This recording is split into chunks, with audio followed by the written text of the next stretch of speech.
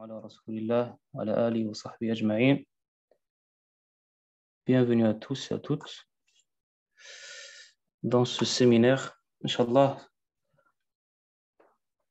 où on va aborder le sujet des questions autour du Coran.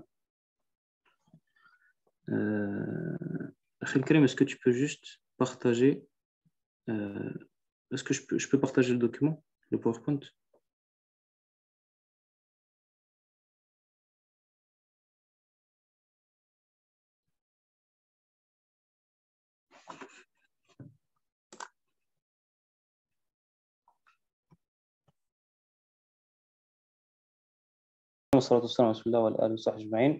Donc, notre séminaire porte autour de questions autour du Coran. Inch'Allah, on va essayer de répondre de manière rapide et concise à deux grandes problématiques. La première étant, comment le Coran a-t-il été révélé? Donc, on va voir les différentes formes de la révélation. On va voir la retranscription du Coran. On va voir la compilation du Mus'haf. Ensuite, on va essayer de répondre à la deuxième problématique de ce séminaire. Quelles sont les langues du Coran? Donc, les 7 langues du Coran et les différentes lectures du Coran, al-qira'at. D'accord? Donc, premièrement, qu'est-ce que le Coran?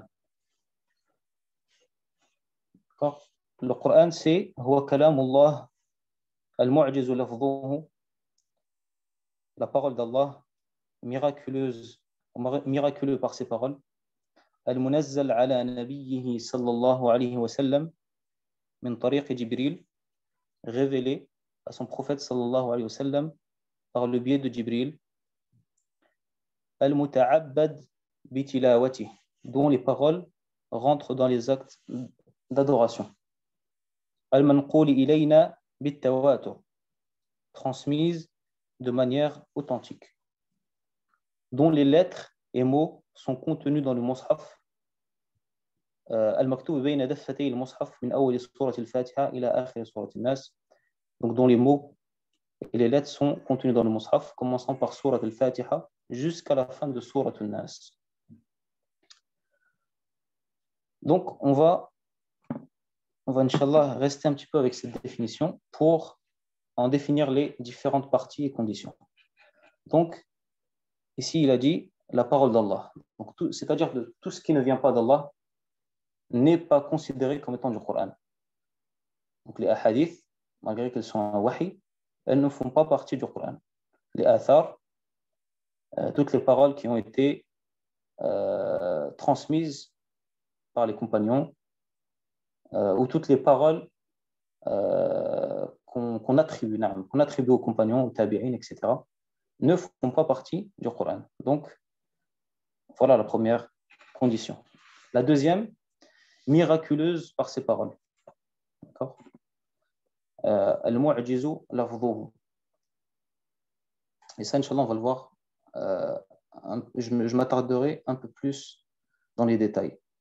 Ensuite, révélé à son prophète sallallahu alayhi wa sallam par le biais de Jibril. C'est-à-dire que le Coran, il a été révélé spécifiquement à notre prophète Mohammed sallallahu alayhi wa sallam par le biais de Jibril et n'est donc pas considéré faire partie du Coran les autres livres tels que Taurat, ou l'Injil, ou Zabour, Suhuf Ibrahim Moussa, la Torah, l'Évangile, les psaumes et les feuillets d'Ibrahim et Moussa, révélés aux autres prophètes par la même intermédiaire, Jibril alayhi salam.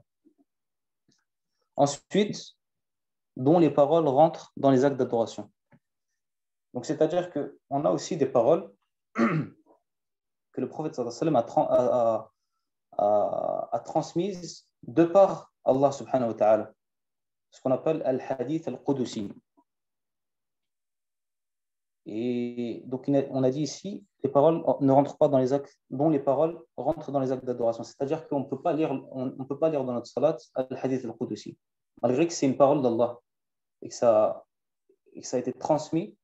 Donc, par exemple, on prend le hadith ibn Abbas, عن ابن عباس رضي الله عنهما عن النبي صلى الله عليه وسلم فيما يروي عن ربه تبارك وتعالى, par exemple. Ça, on ne peut pas l'utiliser dans les actes d'adoration. dans la salat ou autre. Donc, on exclut par cette condition le hadith al-Qudusi, qui ne fait donc pas partie du Coran al-Karim. Ensuite, transmise de manière authentique. Et ici, on parle du mutawatir dans la terminologie du hadith, c'est-à-dire que c'est ma naqalahu al-jam'u 'an al-jam' الثقات نعم الجمع عن الجمع ويستحال تواطؤهم على الكذب. C'est-à-dire que une majorité de personnes l'ont transmis et l'a transmis elle-même d'une autre majorité de personnes, de telle sorte qu'il soit impossible que le mensonge s'y soit immiscé. Donc, al-hadith al-mutawatir, transmis de manière authentique. Ensuite, dont les lettres et mots sont contenus dans le mushaf, commençant par Surat al-Fatiha jusqu'à Surat al-Nas. C'est-à-dire contenus dans le mushaf qu'on appelle al-mushaf de Uthman ibn Affan. Et on va revenir aussi à l'histoire de l'écriture de ce mushaf, de ce fameux mushaf. Donc, il donna l'ordre d'assembler les exemplaires identiques et de brûler tout ce qui ne ressemblait pas à ces exemplaires, prenant comme support le mushaf de la mère des croyantes, Hafsa bint al-Khattab radiyallahu anha. Donc voilà. À noter que al-mushaf est la partie physique. On dit mushaf quand on parle de la partie physique de tout ce qu'on peut toucher, les feuilles, la couverture, ça s'appelle mushaf. Et le Coran désigne les paroles et les sens. Ça veut dire que al-mushaf renferme le Coran. On touche le mushaf et non le Coran. Ensuite, alors, on va passer à les différentes formes de la révélation, ahwal al-wahy. Donc, vous savez tous que le Coran al-Karim a été révélé pendant le mois de Ramadan. Comme l'atteste le verset de Surat al-Baqarah, verset 185, Shahru Ramadan alladhi unzila fihi al-Quran, hudan lin-nasi wa bayyinatin min al-huda wal-furqan. Et comme Al-Bukhari le mentionne dans son chapitre Bidayat al-Wahy, le début de la révélation, d'après Aïcha radiyallahu anha, Al-Harith ibn Hisham demanda au prophète sallallahu alayhi wa sallam comment te vient la révélation, kayfa ya'tika al-wahy. Il répondit à certains moments, il me vient pareil au tintement d'une clochette, semblable au tintement d'une clochette. Mithlu salsalat al-jaras. Et c'est pour moi la plus pénible. C'est-à-dire que cette forme de la révélation, c'est la plus difficile au prophète sallallahu alayhi wa sallam. Elle est éprouvante. Ensuite, Aïcha a dit, le prophète sallallahu alayhi wa sallam dit, puis la révélation s'interrompt. Et alors seulement je saisis ce que l'ange m'a transmis. Des fois, l'ange se montre à moi sous une forme humaine. Donc, voilà une deuxième forme. Tajalli al-malak. Fa'a'i ma yaquluhu. Il me parle et je retiens ce qu'il dit. Ensuite, Aïcha radiyallahu anha, elle ajoute, certains jours où le froid était très vif, je vis le prophète sallallahu alayhi wa sallam recevoir la révélation. Au moment où elle cessait, le front du prophète sallallahu alayhi wa sallam ruisselait de sueur. كان يتصفد عرقا في يعني الأيام الشديدة البرد. Et ensuite, Aïcha, la mère des croyants, dit la révélation débuta chez le prophète sallallahu alayhi wa sallam par de pieuses visions qu'il avait pendant son sommeil. Voilà. Et la troisième catégorie, c'est ar-ru'ya as-salihah, les pieuses visions. Donc voilà, brièvement, les trois types de révélations qu'on retrouve dans ce hadith rapporté par Aïcha radiyallahu anha. Donc, le premier, on a dit tintement d'une clochette, et c'est le plus éprouvant. Le deuxième, tajalli al-malak, donc l'ange se montre sous une forme humaine. Et la troisième, les pieuses visions, ar-ru'ya as-salihah. Ensuite, Al-Quran al-Karim, comme vous le savez, a été révélé pendant Ramadan. C'est-à-dire que, donc ici on a un hadith de, si je me souviens bien, je pense Anas ibn Malik, qui dit que, أو كما قال صلى الله عليه وسلم,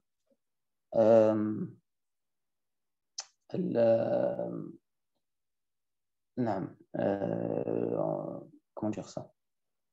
Le Coran a été est descendu du 7e ciel, des cieux, vers Sama ad-Dunya, vers dire, le ciel le plus proche, puis pendant Ramadan et pendant spécifiquement Laylatul Qadr, puis a mis 20 ans pour qu'il soit révélé entièrement. Voilà. Si je me souviens bien du hadith. Je ne l'ai pas noté ici chez moi. Donc voilà. Et les premiers versets, comme on le sait, qui ont été révélés, c'est Iqra bismi rabbika alladhi khalaq. Les premiers versets de Surat al-Alaq.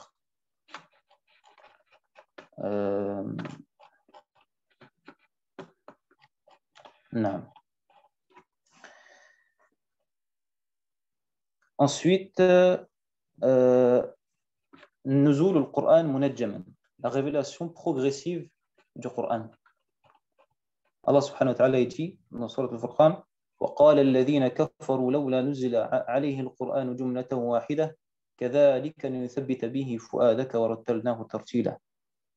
Donc le Coran fut révélé étape par étape, comme le mentionne ce verset. Et ceux qui ne croient pas disent, pourquoi n'a-t-on pas fait descendre sur lui le Coran en une seule fois? Nous l'avons certes révélé ainsi pour affermir ton cœur, et nous l'avons récité soigneusement. Donc il y a certes une sagesse derrière le fait que le Coran n'a pas été révélé d'une seule traite comme ça, mais plutôt de manière progressive pour affermir, premièrement, le cœur du prophète sallallahu alayhi wa sallam, mais aussi pour faciliter aux croyants son assimilation et son suivi. On atteste le récit ou les versets sur l'interdiction progressive de l'alcool. Dans Surat al-Baqarah, Allah subhanahu wa ta'ala dit يسألونك عن الخمر والميسر قل فيهما إثم كبير ومنافع للناس. Ensuite, dans Surat al-Nisa, un autre verset qui vient restreindre encore يا أيها الذين آمنوا لا تقربوا الصلاة وأنتم سكارى حتى تعلموا ما تقولون. Et n'approchez pas la prière jusqu'à ce que vous sachiez ce que vous dites, c'est-à-dire vous ne soyez plus en état de sobriété, d'ébriété. Enfin. Ensuite, le dernier verset dans Tahrim al-Khamr, c'est Surat al-Ma'idah, où Allah subhanahu wa ta'ala dit Ya ayyuha alladhina amanu innama al-khamr wal-maysir wal-ansabu rijsum wal-azlamu rijsum min amali ash-shaytan fajtanibuhu la'allakum tuflihun. Donc, les jeux de hasard, les stèles, l'alcool sont vices de shaitan, alors délaissez-les. Donc voilà pour la révélation progressive du Coran.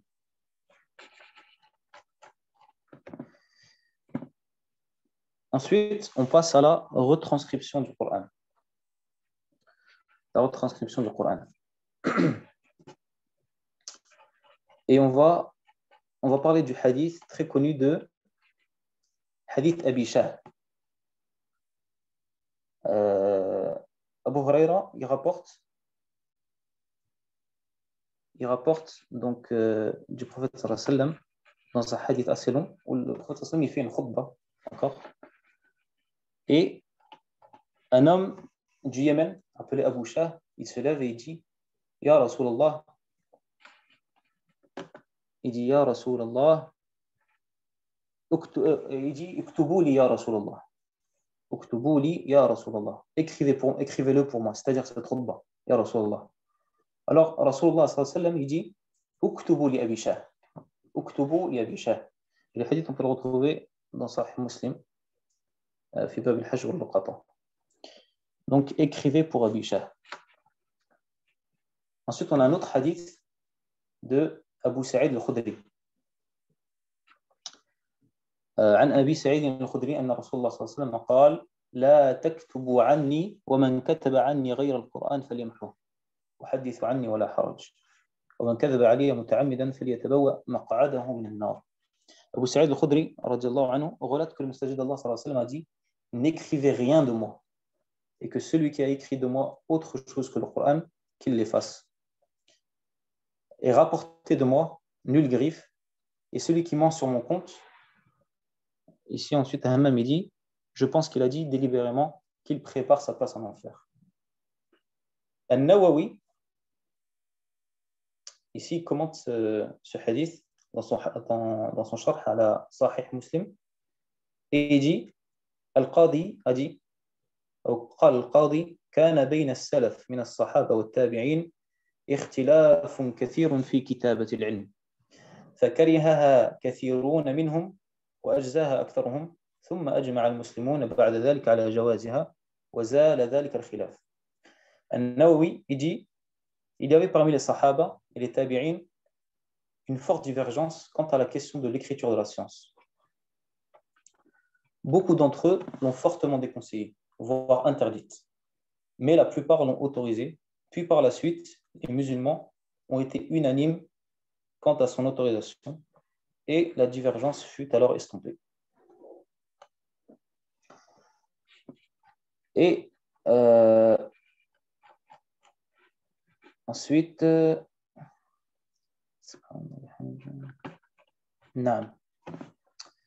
Al-Bukhari, dans ce recueil de hadith, il mentionne tout un chapitre concernant l'écriture de la science. Et elle est très très bénéfique. Elle est très bénéfique.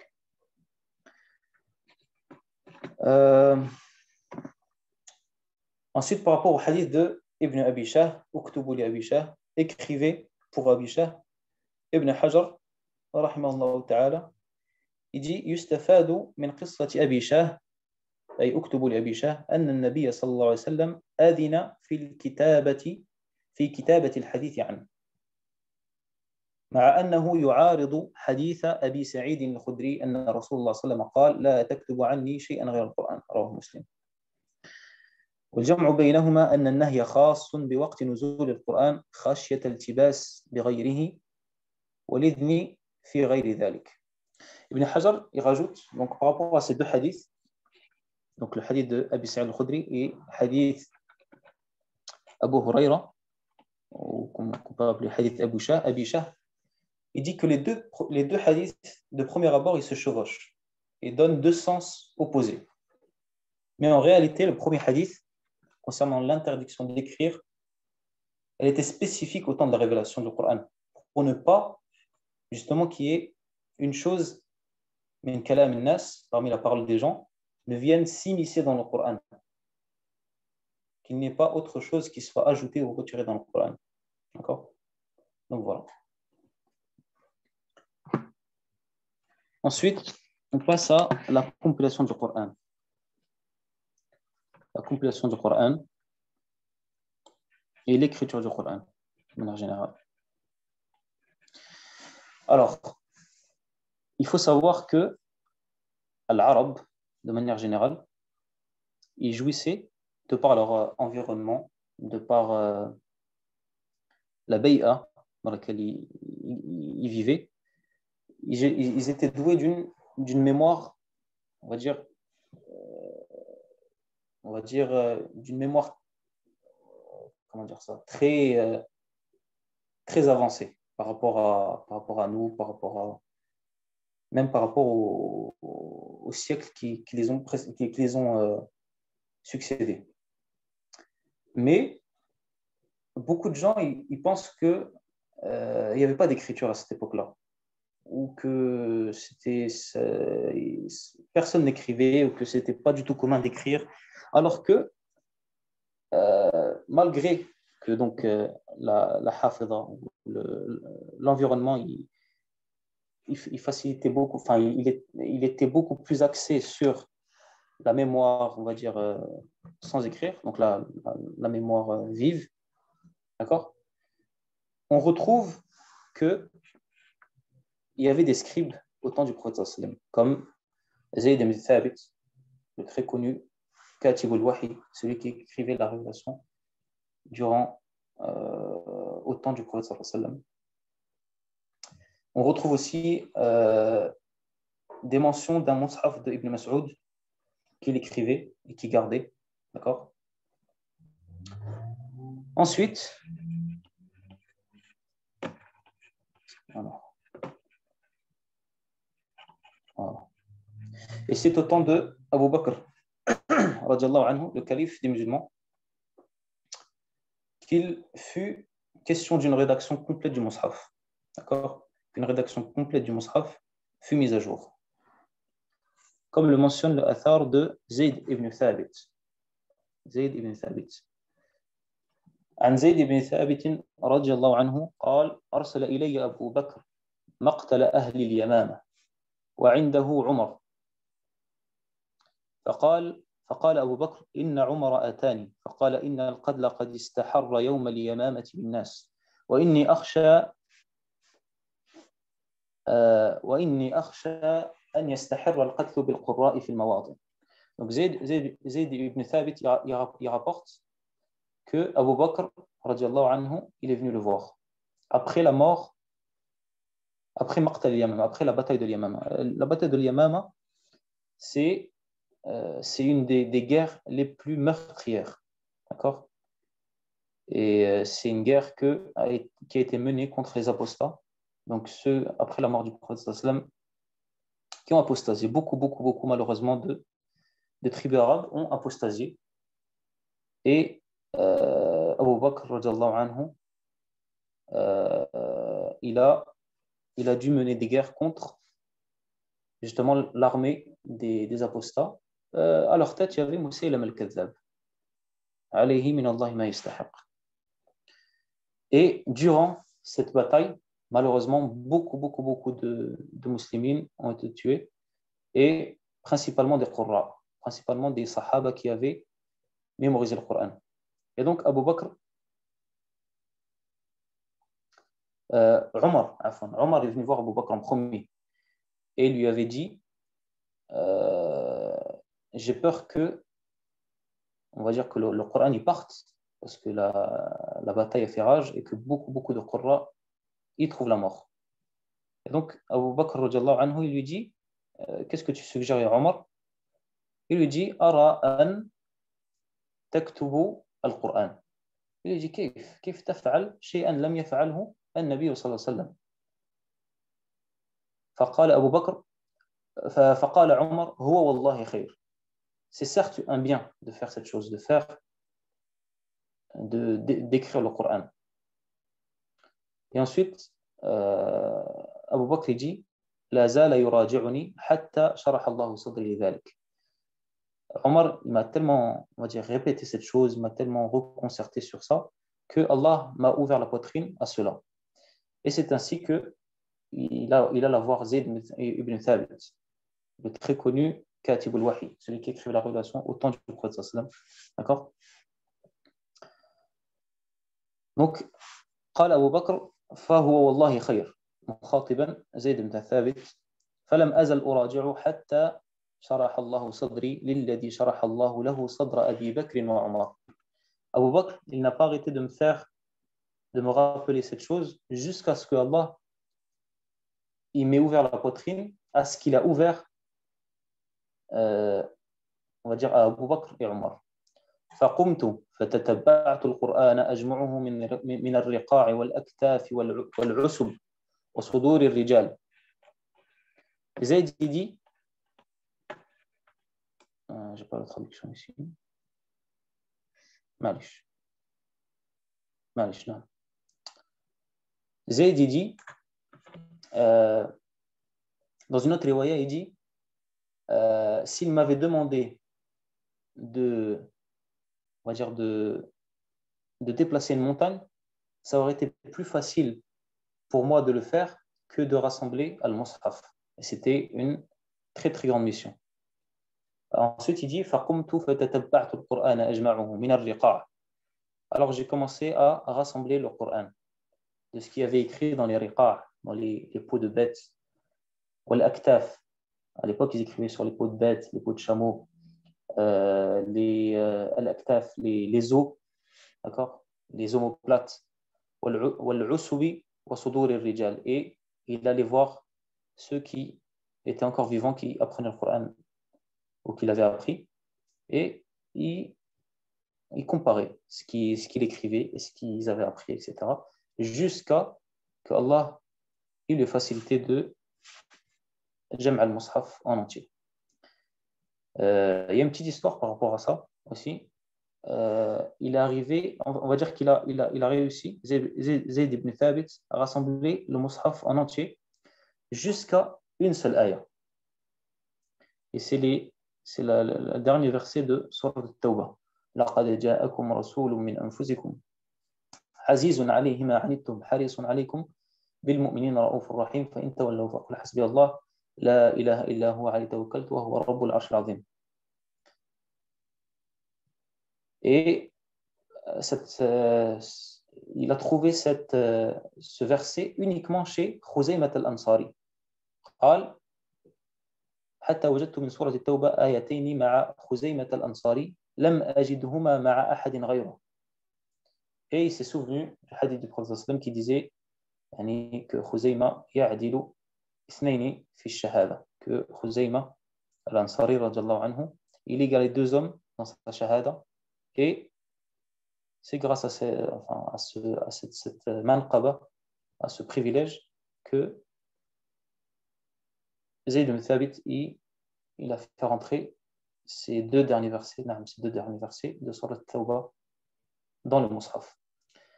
إلى آخرهما وكانت الصحف التي جمع فيها القرآن عند أبي بكر. Donc ce Coran qui a été rassemblé, je ne sais pas si j'ai des images ici, je pense avant. Non, voilà. C'est ce Coran qui a été rassemblé demeura chez Abu Bakr radiallahu anhu حتى توفاه الله, jusqu'à qu'il meure. ثم عند عمر, ensuite chez Omar jusqu'à ce qu'il meure حتى توفاه الله.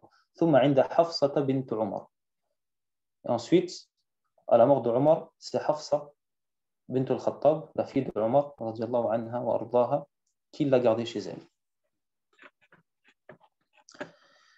Donc voilà. Donc pour revenir au PowerPoint ici, ici j'ai mentionné Zayd ibn al-Khattab, donc le frère de Omar ibn al-Khattab, parce que ce fut l'un des sahabis qui fut tué lors de la bataille de Al-Yamama. Et Omar ibn al-Khattab radiallahu anhu, il dit, quand il a appris la nouvelle de la mort de son frère en martyr, il a dit qu'Allah fasse miséricorde à Zayd, il m'a certes devancé dans les deux splendeurs, il a embrassé l'islam avant moi et il a trouvé la mort en martyr avant moi. Subhanallah.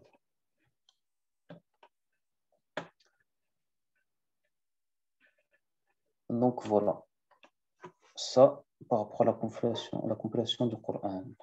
Avant de passer à Al-Ahruf al-Sab'a, on va juste voir comment, donc par la suite, je suis désolé si je bug un petit peu, en fait j'ai perdu mes notes, j'ai un problème avec le PC, j'ai perdu toutes mes notes, donc je fais un peu à l'impro.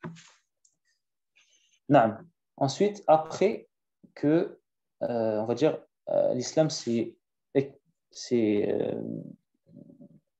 y a une expansion de l'islam, d'accord, vers les quatre coins du monde, alhamdulillah ta'ala. Les A'ajim, les nouveaux convertis à l'islam, ils commencent à commettre de plus en plus de fautes. Parce qu'il faut savoir que le Coran, il a été écrit, mais il a été, je ne sais pas si j'ai une image ici, il a été écrit 100 points. Ça, après, on va voir, c'est avec Abu Aswad ad-Du'ali. Abu Aswad ad-Du'ali,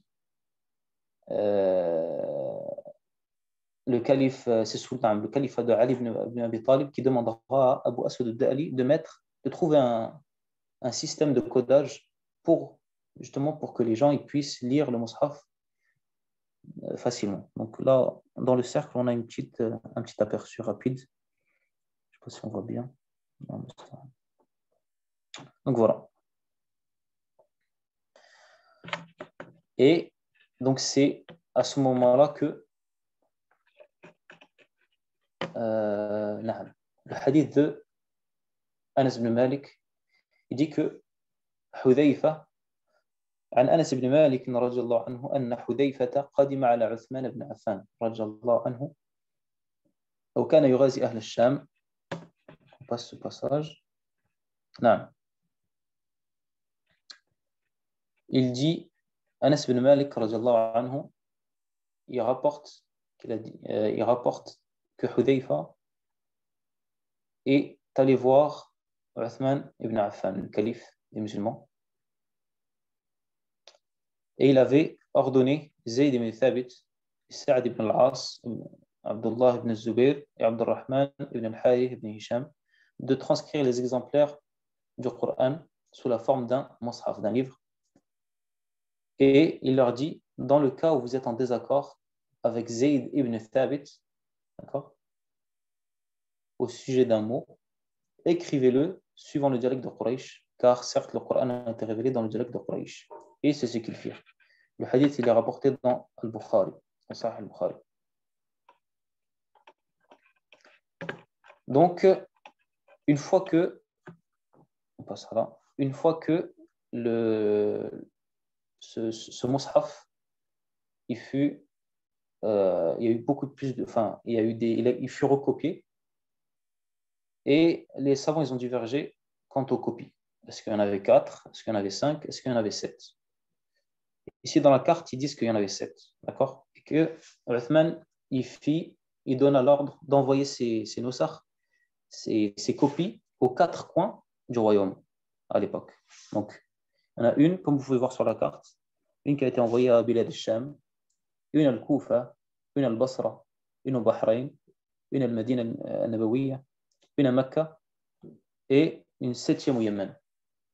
Donc, ce qu'on appelait Al-Masahif al-Ummahat, qui a été envoyé à Al-Amsar, au Hijaz, في العراق et au Sham.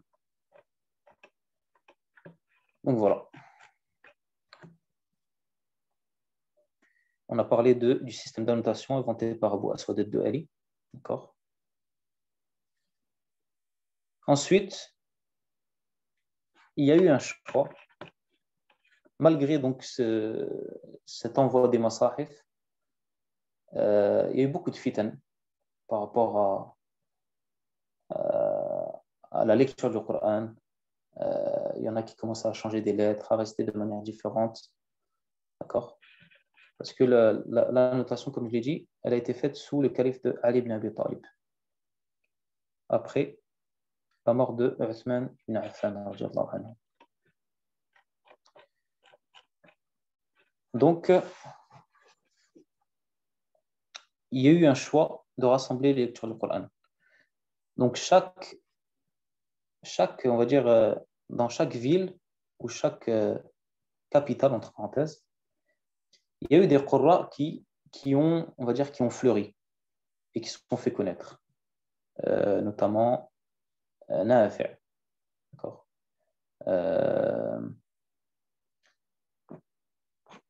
نافع المدني ابن كثير المكي أبو عمرو البصري ابن عامر الشامي عاصم الكوفي حمزة الكوفي الكسائي أو الكسائي أبو جعفر يعقوب خلف etc. D'accord.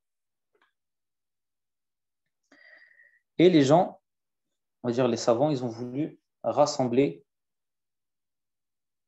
les gens sur des lectures. D'accord. Et on retrouve justement donc l'imam al-Jazari, très connu imam al-Jazari, صاحب تحبير التيسير في قراءات الأئمة العشر قراءات الأئمة العشرة. Ibn al-Jazari est très connu aussi pour son poème Al-Jazariya, Al-Muqaddimah al-Jazariya. Donc voilà. Al-Jazari, il avait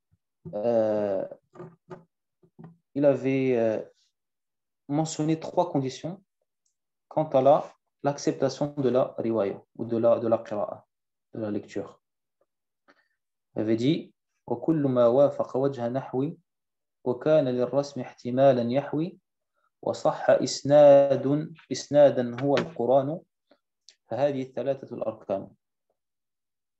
Donc il a mentionné 3 conditions. La première, l'authenticité de la lecture, que cette lecture avec laquelle le Qari il va lire, elle est un sanad, elle est une chaîne de transmission jusqu'au prophète sallallahu alayhi wa sallam. D'accord. Deuxièmement, qu'elle soit concordante avec l'écriture du rasm. Donc, c'est-à-dire qu'elle soit reconnue ou elle fasse partie du Mus'haf de Uthman, d'accord? Qui normalement ne devrait pas retrouver d'autres écritures que celle-là, parce que Uthman, une fois qu'il a demandé aux Sahaba de rassembler et de les recopier, donc de les recopier du Mus'haf de Hafsa, ils ont brûlé tout ce qui était opposé au Mus'haf de Hafsa, radiyallahu anha. Donc voilà la deuxième condition, concordance avec l'écriture de Rasm. Et la troisième doit comprendre au moins une version dans la langue arabe. D'accord? Donc voilà. Donc ces trois conditions qu'a posées l'imam al-Jazari في شروطه للقراءة الصحيحة. Sauf que les savants, ils ont divergé avec lui sur l'un de ces chartes qui est l'authenticité de la lecture. Ils ont dit là, نشترط التواتر لا نشترط الأحد يعني فقط اتصال السند. On rejette le fait que la lecture ou la condition que tu as mise, que la lecture elle ait une chaîne de transmission au prophète sallam, on veut que ça soit sûr à 100% que cette lecture, elle a été, parce que c'est du Coran, que cette lecture, elle a été transmise du prophète sallam. Du coup, ils ont donné la condition du tawatur par rapport à l'ahad. Tawatur, on l'a vu tout à l'heure dans notre définition du Coran. Le tawatur, c'est ce que un nombre, une grande partie, d'accord, un nombre de personnes rapporte d'un autre nombre de personnes, qui le rapporte d'un autre nombre de personnes jusqu'au prophète sallam. D'accord, بحيث يستحال تواطؤ مع الكذب, de manière à ce que le mensonge soit, la probabilité qu'il y ait un mensonge elle soit quasi nulle, qu'il se soit, on va dire, immiscé dans cette information, dans cette chaîne de transmission. Alors que l'ahad, c'est sahih aussi, mais l'ahad, on va dire, c'est un peu plus léger que al-mutawatir. L'ahad, c'est un nombre qui n'arrive pas à had al-tawatur, qui n'arrive pas au nombre du mutawatir, donc 1, 2, 3, qui le rapportent eux-mêmes de 1, 2, 3 ou là de 1, voilà. Ou il peut y avoir une faille. Il peut y avoir une faille, voilà. Donc ça, c'est les trois conditions de l'imam al-Jazari. Rahimallahu rahmatan wasi'a. Ensuite, on passe aux langues. On passe aux langues du Coran. Donc, il faut bien faire la distinction entre langue et qira'at. Les 7 langues et les 7 qira'at, c'est totalement différent. C'est totalement différent. Donne-moi juste une seconde. Voilà. Non.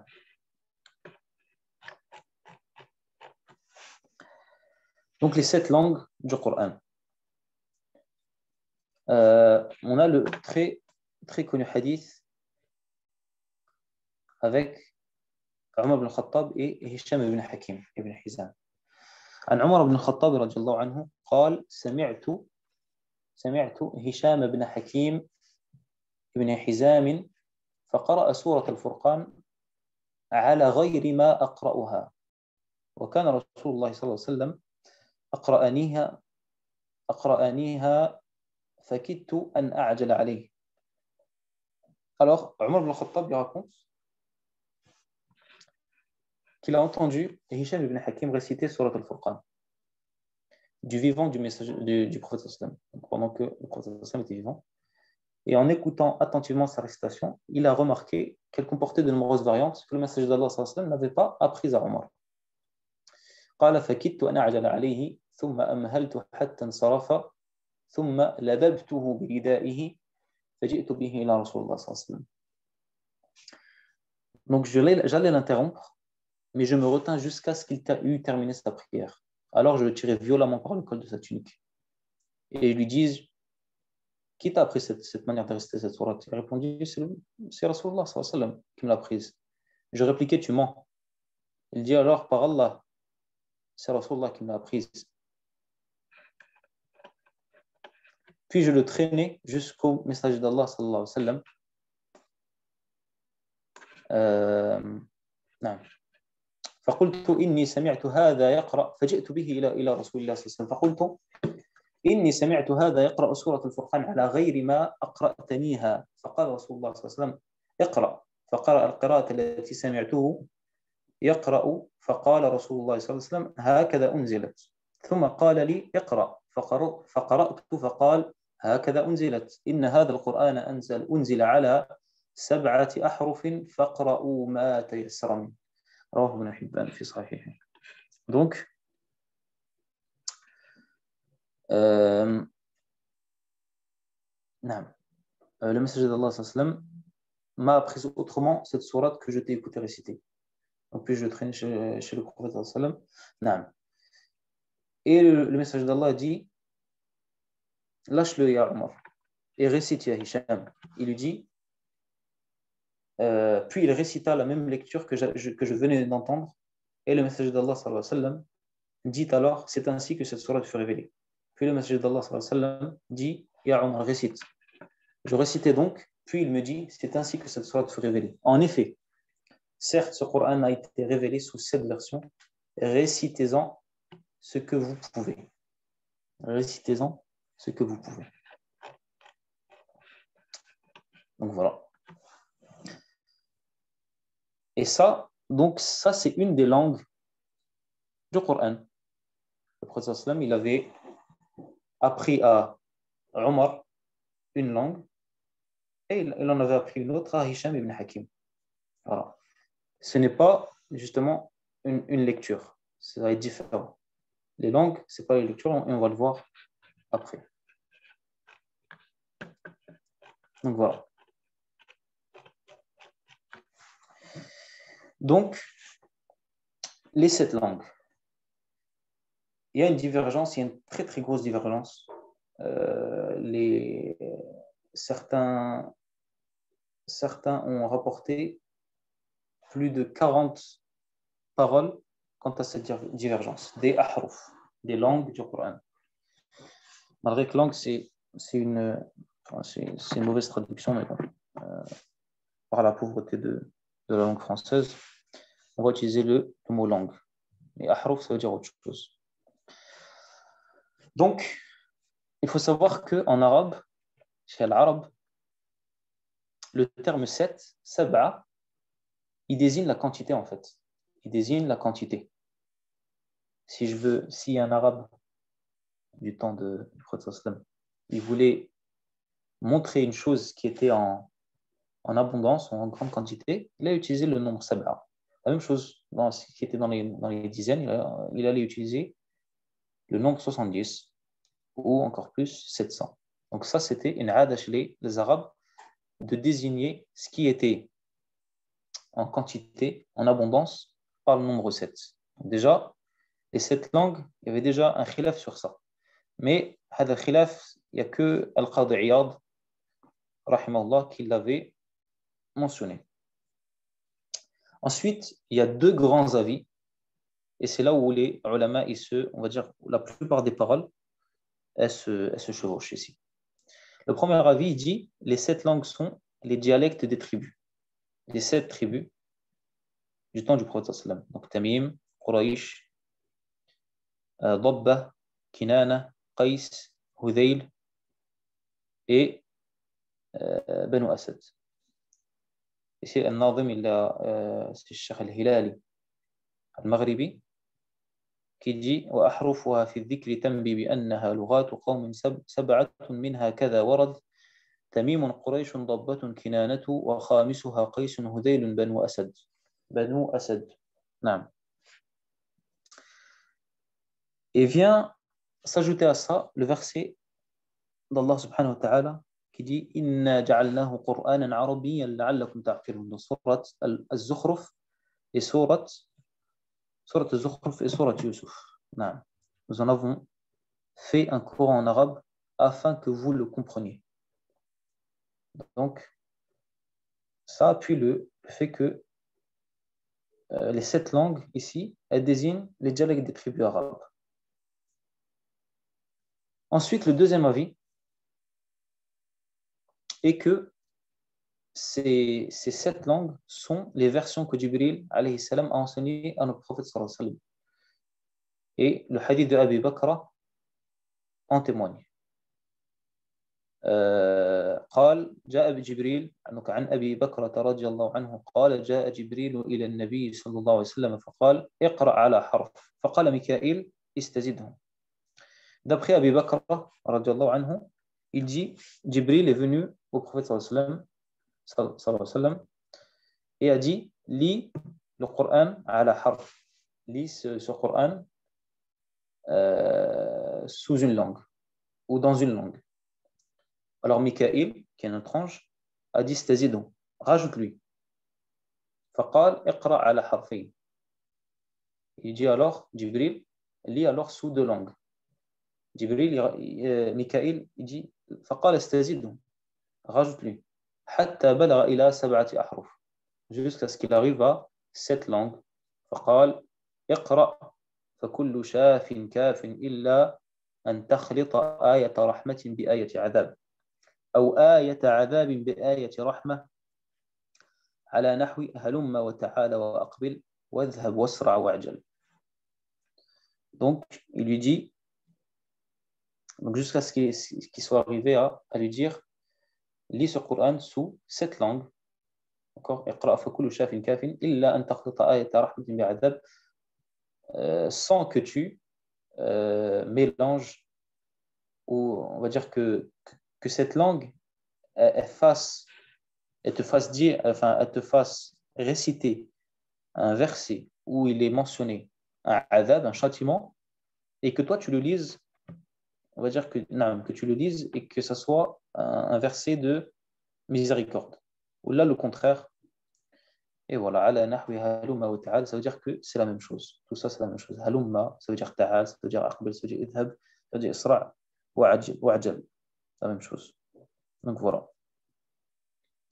Ensuite, les différentes lectures du Coran. Al-Qira'at. Là, on va passer aux Qira'at. Les connus Qira'at qu'on a maintenant. Donc, Al-Qira'at. Al-Kubra et Sughra. Et on va prendre ici la lecture de Nafi' al-Madani. Nafi' al-Madani. Donc, alors, donc Al-Madina, parce que Nafi' vient de Al-Madina, il y avait donc, on va dire dans l'Amsar, où Uthman ibn Affan, le calife des musulmans à l'époque, il avait envoyé les masahif que les sahaba ils avaient retranscrits du mushaf mère, comme vous vous souvenez de Hafsa bint al-Khattab, qu'il a hérité de son père, qui lui-même, Omar ibn al-Khattab, l'a hérité d'Abu Bakr. D'accord? Donc voilà. À cette époque, il y avait beaucoup de Qurra, il y avait beaucoup de récitateurs de Qur'an. Et certains, donc, qui maîtrisaient beaucoup parmi ces qira'at, parmi ces versions, parmi ces langues du Qur'an, d'accord? Il y en avait, on va dire, ils avaient plus de facilité dans une que dans une autre. Soit ils aimaient plus la réciter, soit ils aimaient plus l'enseigner, soit ils étaient plus doués justement pour l'enseigner, d'accord? Et ce fut le cas par exemple de Nafi'. Nafi' ishtuhira bi qira'a. Il fut connu avec cette qira'a, avec la qira'a qui est récitée, d'accord? Jusqu'à que cette qira'a elle a porté son nom, Nafi', d'accord? Qira'at Nafi' al-Madani. Donc, ça ne veut pas dire qu'il avait appris que 7 lectures. C'est-à-dire qu'il connaissait beaucoup de lectures, mais tamayyaza biha, d'accord? Il a été connu par cette lecture, d'accord? Donc, il a appris de ses shuyukh plusieurs lectures, mais tamayyaza biha al-qira'a. Ensuite, Nafi' al-Madani, comme vous pouvez voir dans le schéma, il a eu 2 élèves. 2 élèves. Warsh, le très connu Warsh, qui a surtout dans le bilad al-Maghrib, au Maroc, en Algérie, en Mauritanie, au Sénégal.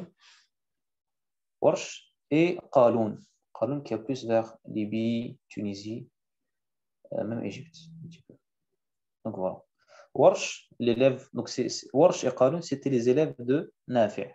Et eux aussi, ils ont rapporté de leur cheikh, de leur lecteur Nafi' des qira'at, mais ils se sont soit spécifiés, soit ils étaient plus forts dans une des qira'at qui, après, on a appelé Warsh. Voilà. اشتهر بهذه القراءة فسمي بها Warsh.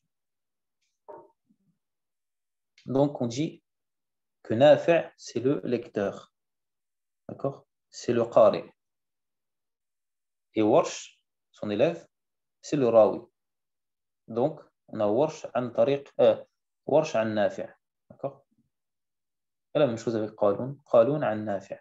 Et les deux, les riwayas sont différentes. Elles ont quelques similitudes, mais elles sont différentes. D'accord? Et c'était deux élèves de l'imam Nafi'.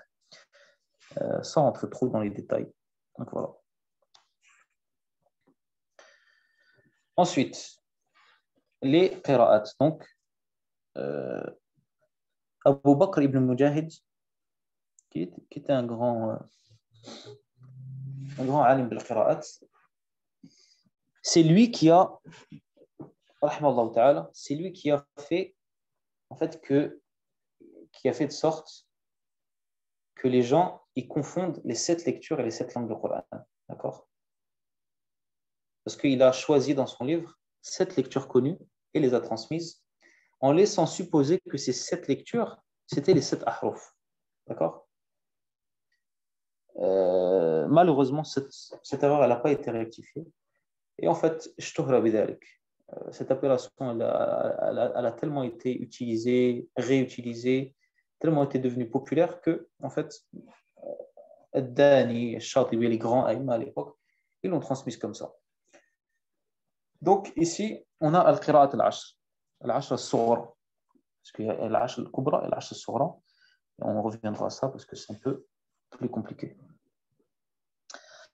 Al-Qira'at al-Ashr. Donc, ici, on a, comme on l'a vu, le premier Nafi' al-Madani, avec ses deux rouat, Qalun et Warsh. Ensuite, on a Ibn Kathir al-Makki, de Mecca. Il a deux élèves, Al-Bazzi wa Qumbul. Donc, on dit Riwayat Al-Bazzi an Ibn Kathir, Qumbul an Ibn Kathir, par exemple. Ensuite, on a Abu Amr al-Basri, de Al-Basra. Et il a deux élèves, Ad-Duri wa Sousi. C'est Ibn Amir al-Shami, très connu Ibn Amir al-Shami. Il a Hisham ibn Zakwan.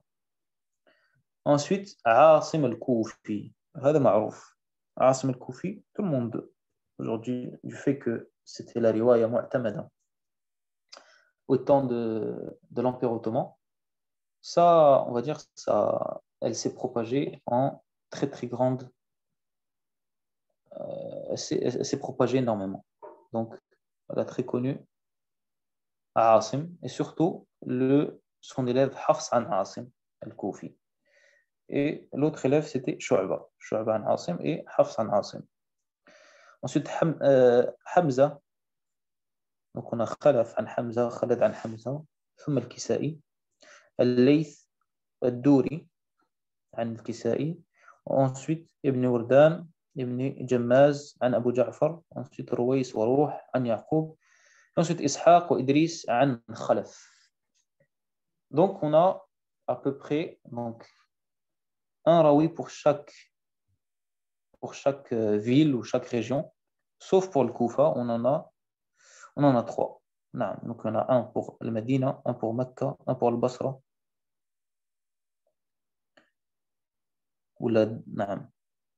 un pour le Yémen, 3 pour le Koufa, et un pour le Sham, 2 pour le Medina. Donc voilà. Et le temps il est passé très très vite.